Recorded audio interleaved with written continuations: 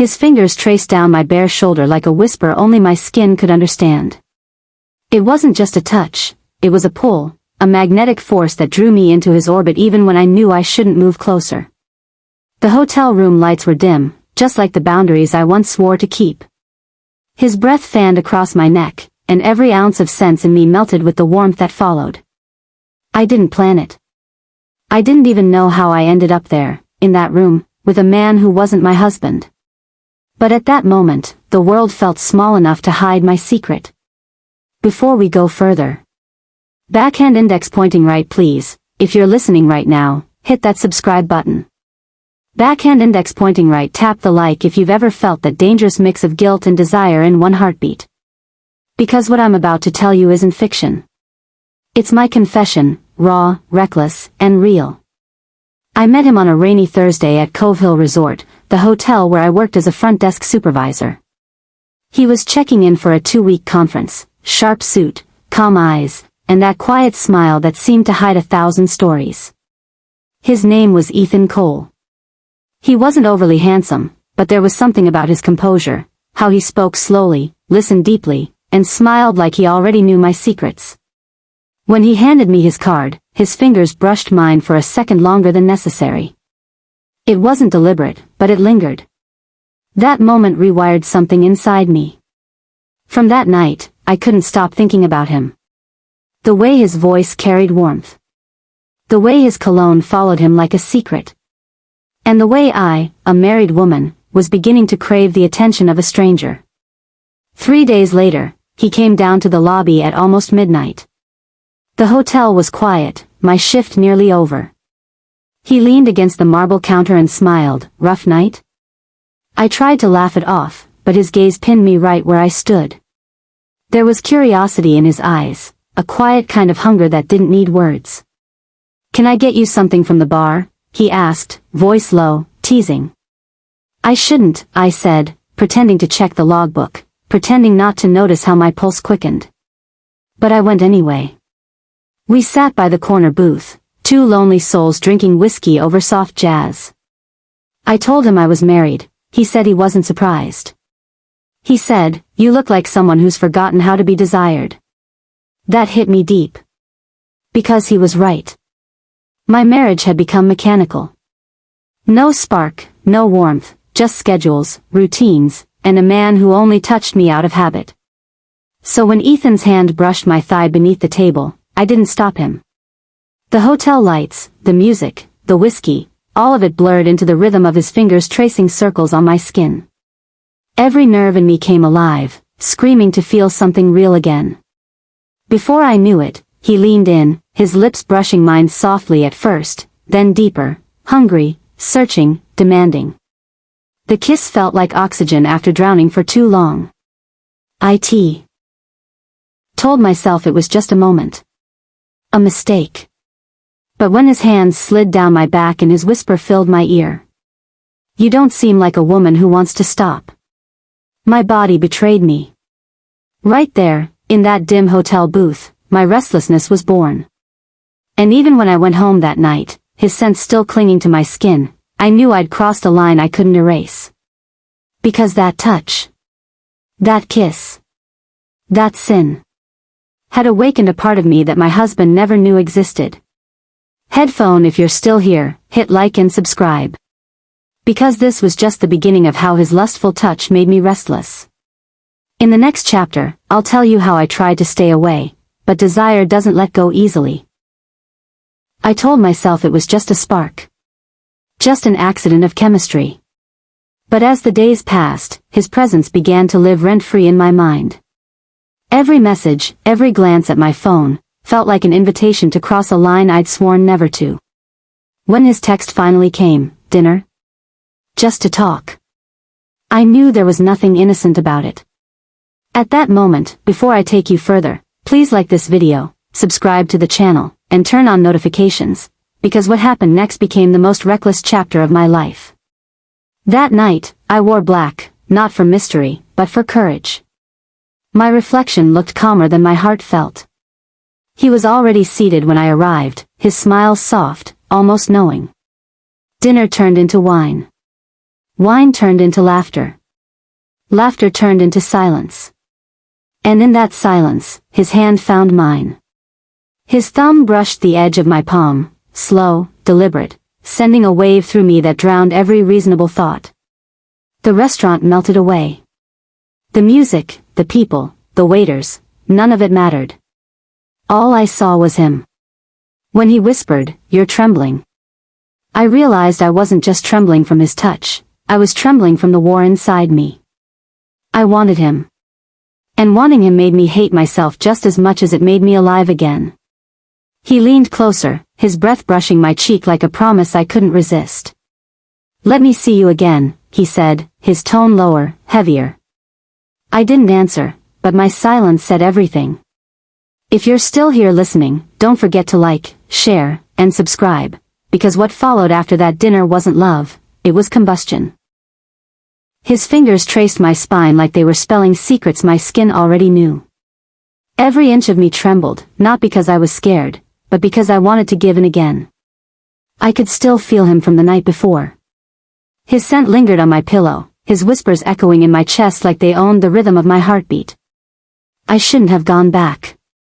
I told myself that after every message, every kiss, every sigh that escaped me when he touched me. But he always had a way of making right and wrong sound like the same word. He'd say my name in that deep, low voice, like a man begging for sin but asking for permission at the same time. And every time he did, I melted. I forgot about my husband. I forgot about the walls I built. "You know you drive me crazy, right?" he murmured against my neck. "Then why keep coming back?" I asked, my voice barely a whisper. "Because you're the calm I can't live without," he replied. I smiled, the kind of smile that hides guilt under the taste of desire. That evening, I found myself standing by his door again. Rain poured over the city, heavy, loud, relentless. Just like him. When he opened the door, I didn't even speak. His hands pulled me in, his lips found mine, and my world fell apart again, beautifully, shamelessly. Somewhere in between our moans and laughter, I remembered I was supposed to feel bad. But all I felt was alive.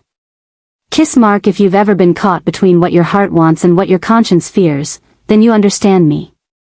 Don't forget to like this video, subscribe to the channel, and share your thoughts in the comments below. Your stories make mine worth telling. When he kissed me harder, I stopped thinking. His touch made my body hum like music I couldn't turn off.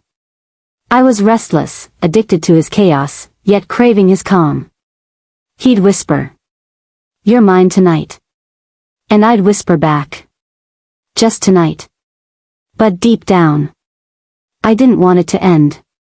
Every time he touched me, I slipped deeper into something I swore I'd control. But how do you control fire, when you're the one feeding it? His touch still lingered on my skin, like the aftertaste of a forbidden wine. Even when I washed him off, he never left. His scent clung to me, wrapping around my body like a ghost I didn't want to exorcise. I had sworn to myself that night would be the last. That I'd never let his hands find me again. But his voice, that deep, velvet murmur that always slid through the phone at midnight. "You miss me, don't you?" It broke me. Every single time. And so, there I was again, parked outside his place, my heart pulsing like a ticking bomb under my ribs. My fingers trembled around the steering wheel as I whispered to myself, "You're just going to talk." But I knew that was a lie the moment he opened the door. He didn't speak. He didn't need to. His eyes said it all, the hunger, the claim, the danger. He stepped closer, and I felt the world spin. His fingers found my jaw, tilted my face up, and before I could even think, his lips devoured mine. It wasn't a kiss, it was chaos disguised as passion. He lifted me as if I weighed nothing, carrying me to the couch. His breath hitched as he pressed his forehead against mine. "You drive me insane, you know that," he groaned, his hands tracing the path they knew too well. I tried to fight it, to remember my vows, my promises, the life waiting at home. But my body betrayed me. That's when it hit me, this wasn't love. It was addiction. And I was the addict who didn't want to heal. I gasped his name, my voice trembling between pleasure and regret. He looked at me then, not with lust, but something deeper, almost sorrowful. Why do we do this to ourselves? I asked. He just smiled faintly. Because we can't stop. When it was over, I sat by the window, wrapped in his shirt. The city lights blurred like tears on glass. My reflection stared back at me, a woman torn between guilt and desire. And somewhere inside, I knew, this restlessness wasn't about him. It was about me. About everything I lost trying to feel alive again. So to everyone listening, if you've ever loved someone who wasn't yours to love. If you've ever chased a moment that burned hotter than reason. You already know how it feels to be restless in your own skin. Kiss mark, don't forget to like, share, and subscribe if this story pulled at your heart. Because sometimes, confession is the only way to silence the ache. I can't say I regret it. But I can't say I've healed either. Every time I close my eyes, I still feel him, his scent lingering on my pillow, his hands tattooed on my memory. The way his breath brushed my neck when he whispered my name, as if I was the only thing he wanted in the world. And maybe that was the problem, I believed him. Soft sigh. You see, his touch didn't just make me restless, it made me reckless. It made me crave more than I was allowed to have. Every lie I told to my husband, every stolen moment in the dim light of that motel room, was a choice I made willingly. Because with him, I felt alive. He wasn't gentle, he was chaos wrapped in charm. And I was his perfect storm. We'd meet, we'd burn, and then we'd leave pieces of ourselves behind every single time. I thought I could handle it, I thought I could control my emotions. But love, lust, they're never as simple as they start. That night, our last night, he held me longer than usual. His lips trembled against mine like a man torn between desire and goodbye. And when he finally pulled away, his eyes said what his mouth never could. We were never supposed to happen. But we did. And now, even when he's gone, I still wake up to the echo of his voice inside me. Sometimes, when I lie beside my husband, pretending to sleep, I imagine it's him, the man whose touch still haunts me. My pulse still remembers his rhythm. My skin still betrays me at the thought of his fingers tracing me like poetry. Maybe it's wrong to admit this here. But if you've ever loved someone who wasn't yours, you'll understand this ache. Soft whisper. I'm not telling you this to glorify what I did. I'm telling you because silence is heavier than guilt. Because sometimes, confession is the only way to breathe again. So if you're watching this, if you've ever been restless under the weight of a forbidden touch, hit that subscribe button, share this story, and let someone else know they're not alone. Love isn't always clean. Sometimes, it's messy, raw, and painfully unforgettable. Because in the end, his touch didn't just make me restless. It redefined what desire meant to me. And maybe, that's what I'll never recover from. Soft outro music fades in, slow, emotional tone. This is my secret, my confession, my story. I didn't realize how deeply he'd branded me until I tried to walk away. Every breath still carried his warmth, every night still whispered his name through my sheets. He wasn't supposed to mean anything. He was supposed to be a passing flame, a dangerous secret I'd hide beneath my pillow. But his touch, his lustful touch, rewired me. It made me restless, alive, and addicted to what I shouldn't crave. Some nights, I close my eyes and still feel the echoes, his fingers mapping my confusion, his lips rewriting my guilt. I try to tell myself it was just an escape, just a mistake. But my body remembers differently. It remembers every tremble, every surrender, every sinful heartbeat.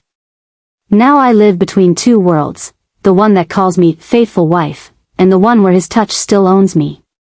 If you've ever felt torn between reason and desire, between loyalty and lust, you know exactly what I mean. Dizzy before you go, don't forget, hit that subscribe button, tap like, and share this story with someone who knows what forbidden chemistry feels like. Every touch has a story, and every story deserves to be felt. Until the next confession. This is me, still restless, still remembering him. Kiss mark. Fire suggested YouTube description. Sometimes it's not love that keeps you awake at night, it's the memory of his touch. Broken heart kiss mark. Hashtag true infidelity, hashtag lust confessions, hashtag restless desire, hashtag romantic temptation, hashtag forbidden touch, hashtag love voice stories, hashtag emotional affair, hashtag secret desires, hashtag addictive romance, hashtag American affair, hashtag storytime series, hashtag heart and heat.